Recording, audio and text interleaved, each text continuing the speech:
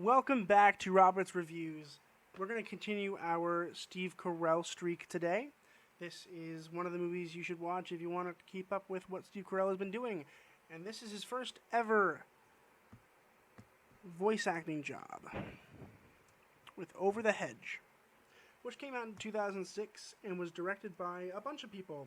It was directed by Tim Johnson and Kerry Kirkpatrick, and written by a bunch of people. Lee Blum, Lauren Cameron, David Holstein, and Kerry Kirkpatrick, which is way too many people writing for one film. Again, I get it's a collaborative process, but just pick one, and then the story will be more straightforward.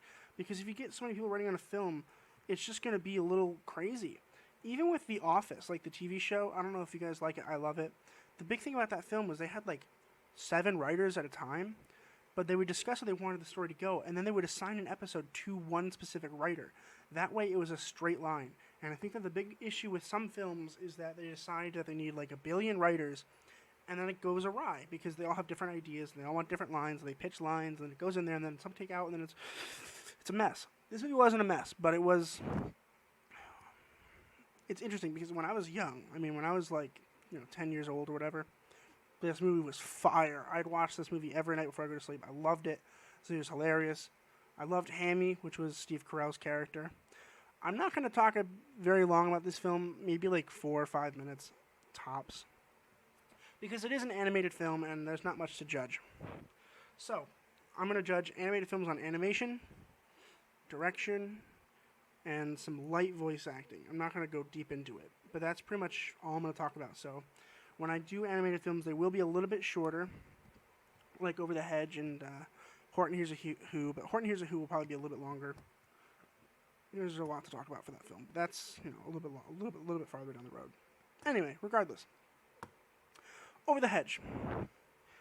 Basically, this raccoon steals stuff from a bear. And the bear is like, if you don't give that back to me, I'm going to kill you. And so the raccoon goes into the woods and sees a bunch of animals and manipulates them into stealing a bunch of the food for the bear. But then in the end, he realizes that he doesn't like the bear. He only likes his friends, and his friends can help him. So then he goes back to his friends, and it's a family-friendly movie, and it's great.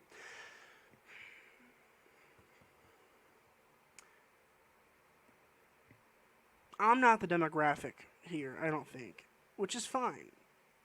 That being said, I didn't hate the movie because when I was younger, I loved the movie. Again, I'm really excited I got to see this film again because when I was younger, it's all I watched. And I'm realizing now that it was kind of dumb. I also watch like Garfield every day, but Garfield's great, so it's like I don't feel bad about that. But I do feel a little bad about watching this every day because it's really not the best movie in the world. So let's talk about the plot a little bit. I think the plot's really good and it's really interesting, and it's helpful for kids to learn that, you gotta stick to who you're loyal with. You can't change loyalty, and you can't make fake friends because it's never going to work out in the end. That's really the whole point of the film, which is nice, it's sweet, and it works. But it doesn't work all the time because at some points you're like the turtle, the main turtle in the film, is like, hey, don't do that. And the raccoon's like, I'm better than you. And it's like, kids want that, which is really annoying. But then in the end, you realize that it is a bad thing to do that, and then they all become friends. Which, whatever. But let's talk about the animation real quick. The animation was good. There weren't any problems that I saw. I think the animation was pretty clean. I think that the grass in the film was not particularly great. It all seemed kind of flat. I think if they took a little bit of extra time to make the grass not all the same height, might have been better. Because there's not a huge difference between a lawn and the forest. I think there should be a big deal because they build a hedge around the the little town, and the grass has to be really nicely cut. But it's also really nicely cut in the forest, so there really isn't much of a difference, which is why I think that maybe they could have taken a little bit more time to make the forest look a little bit more raggedy, so that the city people obviously don't want to go there. But overall, pretty good. I think the turtle in particular was really well animated. But I'm not going to talk about voice acting for very long at all, mainly because it's voice acting. I'm not saying voice acting is hard. I'm not saying that voice acting is not hard. But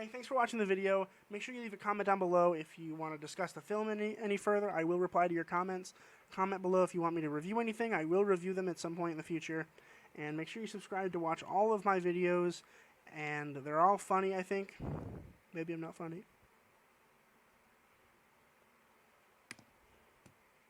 They're all informative, at least. So make sure you give those a look. And make sure you keep watching films. And I will see you guys in the next video.